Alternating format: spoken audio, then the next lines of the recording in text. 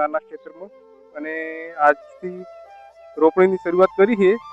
તો ખેતર બાજુ જઈએ અને રૂએ આપણે ખેતરમાં લઈ જઈએ અને પછી રોપણીની શરૂઆત કરીએ. તો શ્રી ગણેશ પહેલાં તો ભગવાન ગણેશનું નામ લેવાનું અને પછી રોપણીનું મુહૂર્ત કરીએ. તો ખૂબ સરસ સારી રીતે આપણે ડાંગર પાકે એવું ભગવાન પાસેથી પ્રાર્થના લઈએ. અને અમારે જોડેના પાડોશી દલાભાઈ આવ્યા છીએ તે એમને માઇક આપીએ અને થોડું વાત કરશે. વડીલ છે તે માહિતી આપશે કે ભાઈ પ્રતાપભાઈ આવી રીતે રોપવાનું અને આ રીતે રોપો. દલાભાઈ આપણે શું કહેવા માંગો છો? અમે એમ કહેવા માંગીએ છીએ સરકાર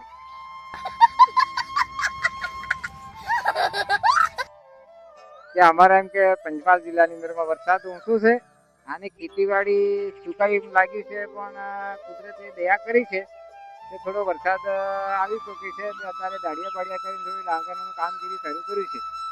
આપણી વાડી પ્રતાપભાઈની જોડે, પ્રતાપભાઈની વાડી જોડી છે, દલાભાઈની વાડી એ જોડી છે. બંનેનું થોડું કામગીરી ચાલુ કરી છે. ભગવાન ઉતર્યા છે તે સારું છે. બે દાડિયા કર્યા છે, દાડિયા મળતા નથી. બરાબર. તો મારું કેવું છે કે આપણે દલાભાઈ આપણે ક્યારે રોપણી ચાલુ કરવાની છે? આપણે અઠવાડિયા પછી કરીએ. હા, અત્યારે વરસાદ છે પણ ધીમો છે એટલે અત્યારે કરવું નથી. પણ અમુક એમ કે વરસાદ થઈ જશે. 30 તારીખે વરસાદ કે છે ને આગાહી બીજી 3જી તારીખનો વરસાદ સારો કહેવાય છે. એટલે અમને સારું લાગે છે. બરાબર. તો ચલો આપણે તમારી વાડી બાજુ આટો મારીએ. ચલો આપણે જોઈએ કઈ પેલી વાડી. આ બાજુ નાનું ખેતર, આટલું માંડ પાણી થઈ તો એટલું ગેડ્યું. તો આપણે એ નજારો લઈ લઈએ અને અમારા બાજુમાં જ આ દલાભાઈનું ખેતર છે એનો બી નજારો લઈ લઈએ. તો આ બાજુ દલાભાઈ આ બાજુ આવતા રહો. ચલો. હા દલાભાઈ, આપણે રોપણી ક્યારે ચાલુ કરવાની છે? 2 દિવસમાં રોપણી. જો વરસાદનું હવામાન છે તો વરસાદ ચાલુ થઈ જાય તો 2 દિવસમાં ચાલુ કરીએ એવું લાગે છે. પણ મનની અંદરમાં એમ થાય છે ગઝો લાગે છે. કેમ કે ખેતર ગેડી નાખીએ અને વરસાદ ના આવે તો તેને પટ્ટો થઈ જાય તો આવો મુશ્કેલી થાય. બરાબર. ઢોરને ઘાસ સારો છે નથી.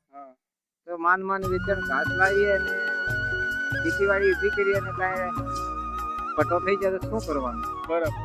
એટલે 2 દિવસ પછી કરીએ ને અત્યારે રાત ઈચ્છે છે વરસાદની, ગરમીનો ભય વધારે છે એવું લાગે છે. થોડા દિવસ એને કરીએ આપણે જોઈશે. બરાબર. તો સુરતમાં એક આપણા સબસ્ક્રાઈબર વિડીયો જોઈએ છે. બરાબર. એમનું નામ છે અમિતભાઈ અને કાળુભાઈ. તો એમને માટે તમે શું કહેવા માંગો છો? બરાબર. તો હું કહેવા માંગુ છું મારા છોકરાઓ નથી છે. તો વરસાદ થઈ જાય તો અઠવાડિયામાં પણ છોકરાને બોલાવવાની ખાતરી છે રોપવા માટે. બરાબર. 4 દિવસની રાહત મળે તેવા આપણે પોતાના પૈસા કાઢવા પડે ને બીજાને આપવા પડે નહીં. દાડી ના આપવી એટલે જાતે જ આપણે મજૂરી લેવાની. એટલે આપણા ઘરમાં પૈસો રહે એવી મેં ગણતરી લગાવી છે. સુરત અંદરમાં વરસાદ વધારે છે એટલે બસો બધી બંધ છે એવું લાગે છે. પણ આજુબાજુ થઈને છોકરાઓ આવશે. બસ વધારે વિનંતી કરતો નથી.